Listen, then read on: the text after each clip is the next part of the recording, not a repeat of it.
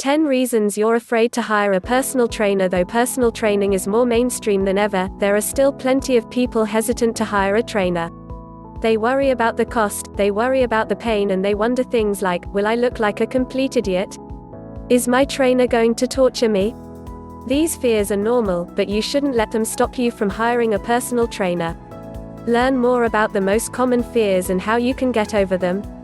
1. It costs too much. Personal training can be expensive, costing anywhere from $30 an hour to more than $100, depending on where you live and your trainer's experience.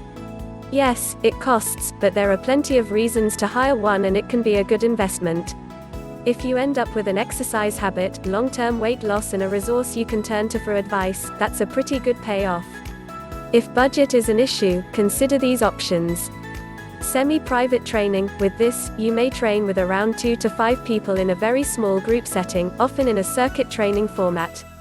Small group training. This may be a boot camp style class with a limited number of exercises and either a flat fee for a series of classes or a fee for individual classes. Work out with a friend. You can also save money by working out with a friend or family member. Negotiate with your trainer. Not all trainers will do this, but it's worth asking. 2. I'm too overweight and/or out of shape. If it's been a long time, or ever, since you've worked out, hiring a trainer may bring up scary questions. What if I can't do the exercises? You need time to reconnect with your body in a physical way, and that means you may not do the exercises right. Give yourself time to learn the exercises before getting discouraged. What if I can't make it through a workout? Your trainer's job is to create workouts that match not just your goals, but what your body can handle. Your trainer will check in with you throughout the workout, but if something feels too challenging, say so. Your trainer needs that information to know when to push and when to back off. What if my trainer sees what a fat, lazy slob I really am? Your trainer will ask tough questions about your exercise and eating habits, revealing things even your friends or family may not know. You may feel vulnerable revealing those secrets, but your trainer isn't there to judge you. Fat, lazy slob isn't even crossing his mind. He's too busy thinking about what he's going to do to help you reach your goals. Remember these things. You're stronger than you think you are. You know more than you think you do. It gets easier with time and practice. 3. I don't know what to expect. I'm not doing push-ups, or swinging some weird kettle drum. And I'm not jumping up and down until I throw up. That's what one new client blurted as soon as she walked in the door. She gave a grudging nod when I asked, "You've been watching The Biggest Loser, haven't you?" In the absence of experience, you may imagine all kinds of scary things that could happen during your personal training session. But your trainer isn't going to make you do anything you aren't ready for. What you can do: ease your fears. Do your research before you hire any old trainer. Get recommendations from friends or use Idea Fitness Connect to find trainers in your area that have been vetted and, often, reviewed. Express your fears. You can often get instant reassurance by talking about what you're afraid of. Write down questions before meeting with a trainer. What should you wear? What will you do during the first session? Should you bring your own water or towel? Look for warning flags. Look for alarm bells that go off during your first meeting. Did he gloss over important facts about your health history or fail to ask anything at all? Did she say her favorite part of a workout is when her client pukes at the end? 4. I'm afraid it will hurt. Is this going to hurt? Well, if you have to ask. Seriously, exercise shouldn't cause pain. There will likely be some discomfort, of course, which is true anytime your body does things it isn't used to. A few things you can expect when you start exercising. Burning muscles. It's normal to feel some burning in your muscles, especially if you're a beginner or if you're doing high-intensity or high-repetition exercises. The burning comes from lactic acid building up as your muscles become fatigued. This is uncomfortable, but it will pass and may become less of a problem as you get stronger. The Jell-O effect. This is when your body becomes fatigued during an exercise and, as a result, may wobble in an alarming way, much like Jell-O. This should pass with a rest period, but tell your trainer if you feel very weak and/or unstable. You may need more recovery time. Muscles you've never felt before. Your body has more than 650 muscles. You won't work all of them during one workout, but you may feel like you have. It's normal to feel an exercise everywhere, even in unrelated body parts, e.g., I think I felt that push-up in my left earlobe. As you build strength in the weaker areas of your body, this will be less of an issue.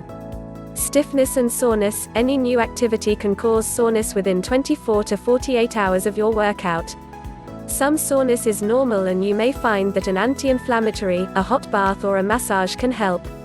However, if you can't brush your hair, walk down the stairs, breathe without pain, you overdid it. Tell your trainer if you experience excessive soreness so he can scale back on your workouts a bit. You shouldn't feel any actual pain, though. Any sharp, stabbing pain in the joints, muscles or connective tissue should get your immediate attention. 5. I'm afraid of an injury. This is a healthy fear, but one that shouldn't stop you from hiring a trainer. Any movement can cause injury, and activities that combine a personal trainer, a new exerciser, heavy equipment and moving body parts can up that risk. Your trainer will do everything possible to avoid this, but there's no guarantee you won't get hurt. Here's how to decrease your risk. Get a checkup. If you're worried about aggravating an old injury, see your doctor to get clearance. Be honest, as you're filling out your health history form, which should happen before you start exercising. List any past or current injuries, surgeries, conditions or illnesses.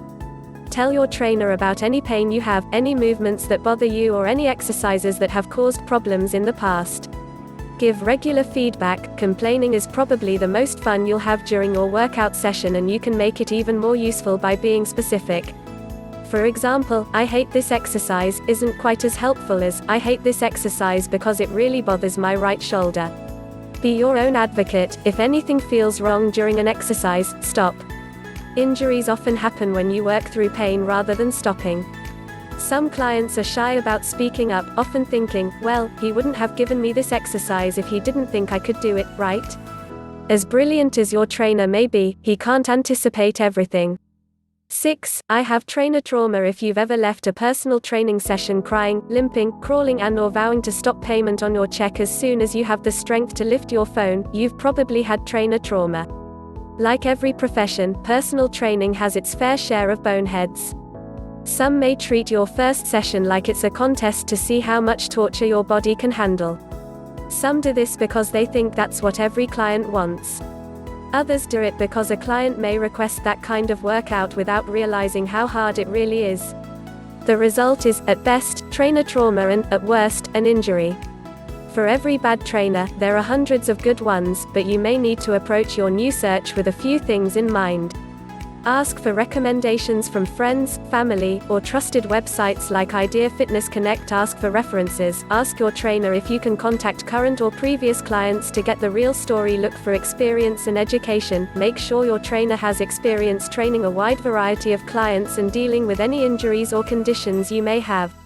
He should also have an accredited personal training certification. Be specific about what you want. When you do meet with your new trainer, tell him about your previous experience with bad trainer. What went wrong? What do you want to be different? How could good trainer make it up to you? 7. I'm afraid of failing. If you've tried to lose weight with diets, exercise programs or other failed ventures, you may be afraid of another weight loss failure. Unfortunately, hiring a trainer is no guarantee of success. A trainer can do a lot of things for you, teach you an amazing variety of exercises, challenge you, give you personalized workouts, track your progress and motivate you. What he can't do is give you what you most need to have to lose weight, a desire to change. Sometimes, hiring a personal trainer is no different than trying a new diet or a new fitness gadget in the hopes you'll find something that will finally work.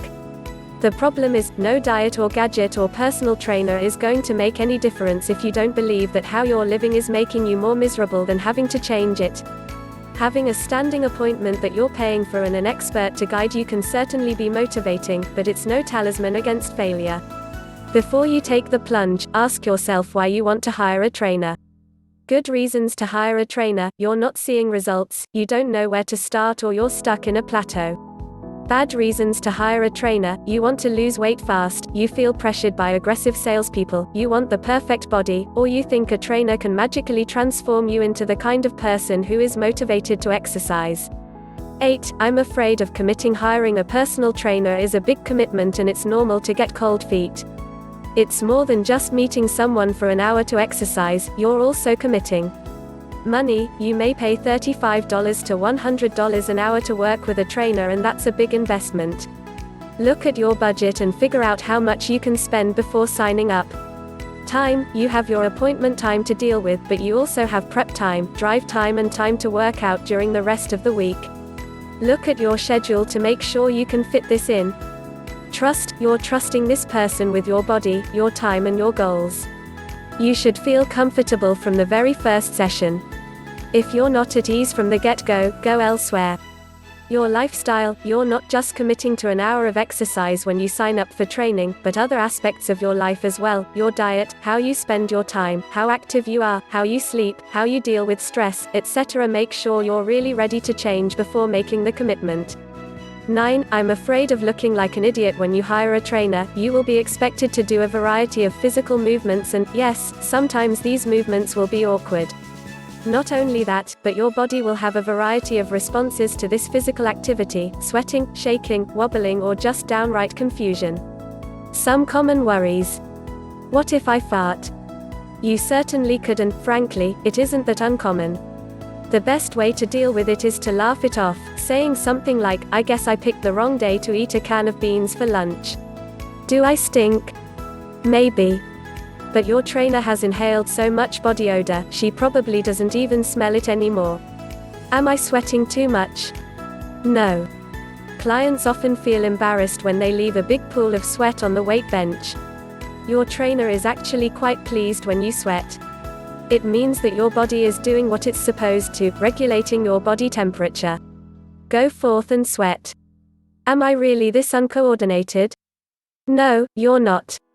You may be quite graceful in real life, but when faced with an exercise that involves your limbs going in different directions, you feel like an idiot. Many exercises feel awkward, exposing the fact that you aren't perfect and that we all have to practice new things. Having patience, an open mind and a sense of humor will go a long way towards easing your self-consciousness. 10. I'm afraid I won't like my trainer. When you're hiring a trainer, you're not just looking at someone's certification, experience and education, you're also looking at their personality.